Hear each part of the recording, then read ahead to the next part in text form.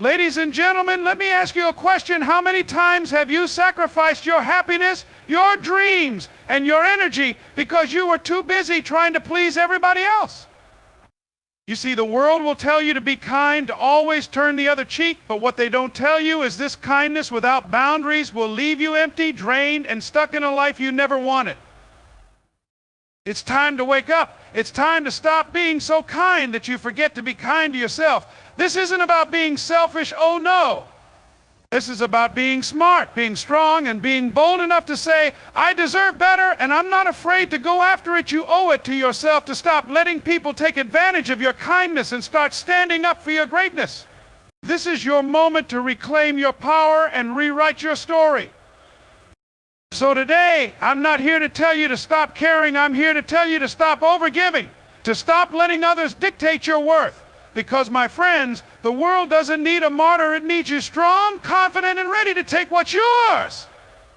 The kindness is often celebrated as one of the greatest virtues a person can possess. It is seen as a testament to one's humanity, a bridge that connects people in a world often fractured by conflict and indifference. However, when kindness lacks boundaries, it ceases to be a strength and instead becomes a vulnerability. Unlimited and unguarded kindness opens the door to exploitation. It invites those with less than honorable intentions to take advantage of your generosity, to drain your resources, and to impose on your time without reciprocation. This type of kindness, while well-intentioned, can lead to a dangerous cycle where your giving nature is mistaken for weakness. People begin to see you as an easy target, someone they can rely on without any thought of giving back. The more you give without setting limits, the more others feel entitled to your time, energy, and resources. Over time, this not only diminishes your sense of self-worth, but also breeds resentment and emotional exhaustion.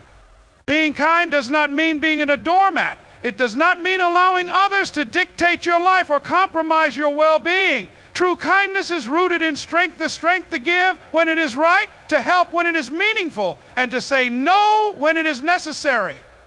Without boundaries, kindness becomes a tool for others to exploit you, leaving you depleted and undervalued in the process. The way people treat you is often a reflection of what you allow. By constantly saying yes to everything and everyone, you unknowingly teach others that your time, energy, and resources are limitless. This behavior sends a message you are always available, always willing, and always accommodating, regardless of the personal cost. Over time, this can lead to a dynamic where people take your willingness for granted, assuming that you will always pick up the slack, always lend a hand, and always put their needs above your own.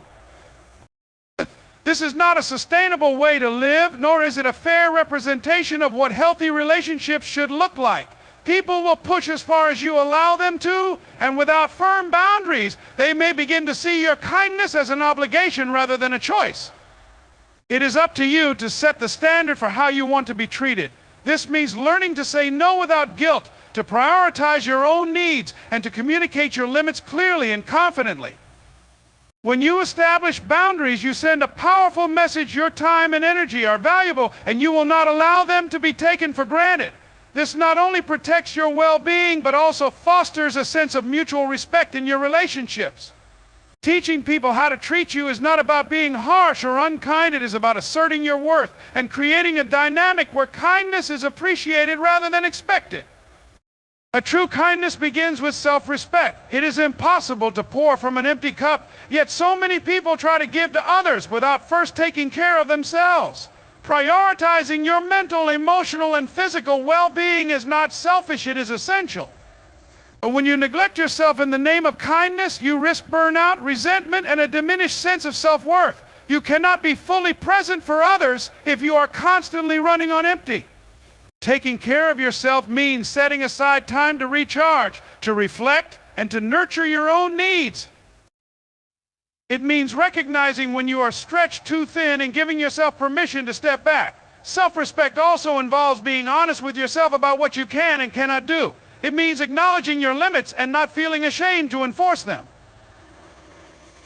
But when you respect yourself, you set a powerful example for others. You show them that your kindness is not a weakness to be exploited, but a strength to be valued. By putting yourself first, you create a foundation from which you can give to others in a way that is both meaningful and sustainable. Self-respect is not about prioritizing yourself at the expense of others. It is about creating a balance where your needs are met, your energy is preserved, and your kindness can shine without being diminished by overextension or neglect. Not everyone deserves your energy. This can be a difficult truth to accept, especially for those who pride themselves on being kind and giving. However, not all relationships are created equal, and not everyone in your life has your best interests at heart. Some people will value and appreciate your kindness, while others will take it for granted or use it for their own gain. It is important to recognize the difference between these two types of people and to act accordingly.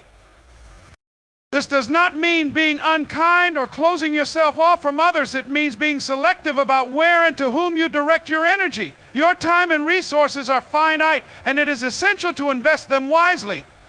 This may involve walking away from toxic relationships, saying no to people who consistently take without giving, and reevaluating connections that leave you feeling drained rather than fulfilled.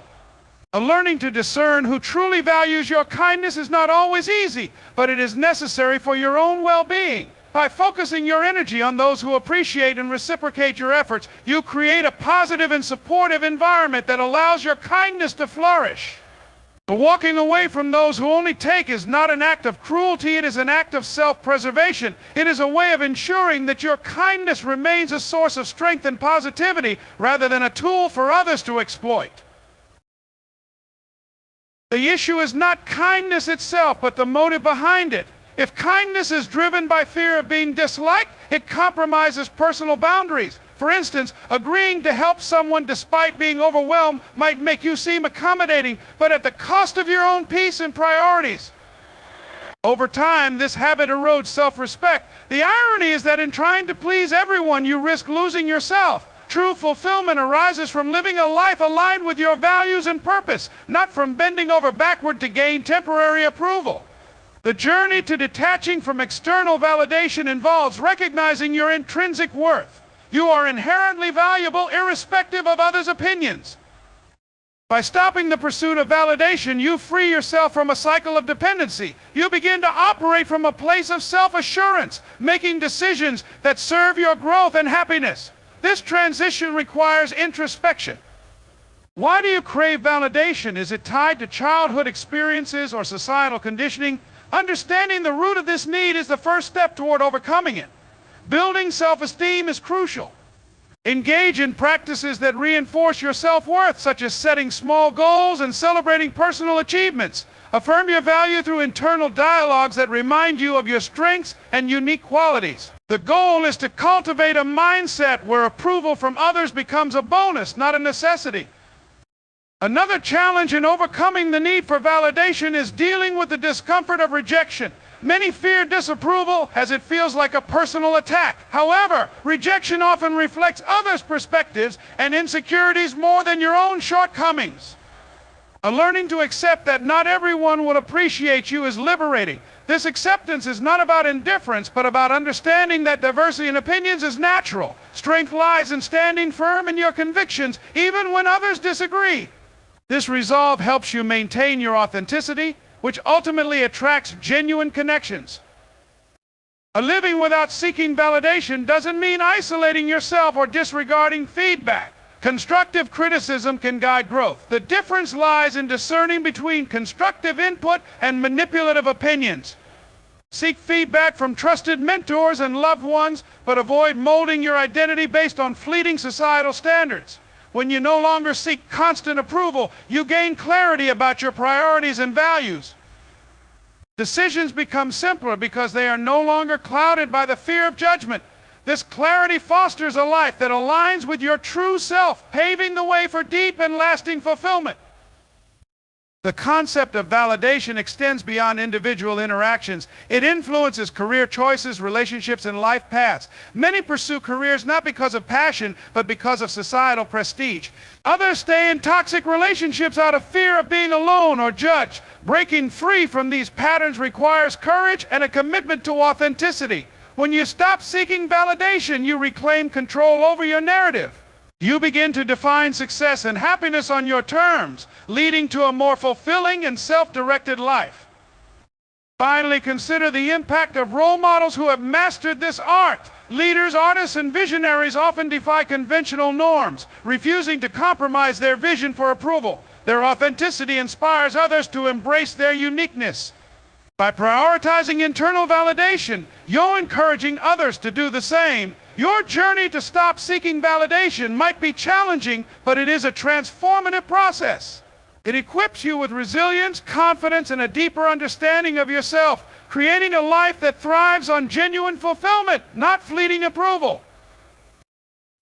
In the end, the path to living a fulfilling and purpose-driven life begins with a commitment to yourself. Stop seeking validation from others and recognize that your worth is inherent. It doesn't need to be proven or earned. Embrace the courage to set boundaries and understand that kindness, when overextended, respect is earned through assertiveness and self-respect, not through constant over-accommodation. Surround yourself with people who reciprocate your energy and value your contributions, ensuring that your relationships are a source of mutual strength rather than one-sided sacrifice. Remember, your energy and time are finite, and overextending yourself for others will only lead to burnout and regret. Protect your peace by prioritizing yourself, setting clear boundaries, and focusing on what truly matters. Greatness demands that you be selective with your efforts, channeling your energy into endeavors that align with your dreams and values. Ultimately, you have the power to redefine your life, cultivate meaningful connections, and step into the best version of yourself. Fulfillment comes not from being everything to everyone, but from staying true to who you are. I choose to live boldly, unapologetically, and with a purpose that's rooted in your own authenticity. This is your time, your chance to take control of your life and rise to the greatness you are destined for. Let go of the need for approval and watch how your world transforms.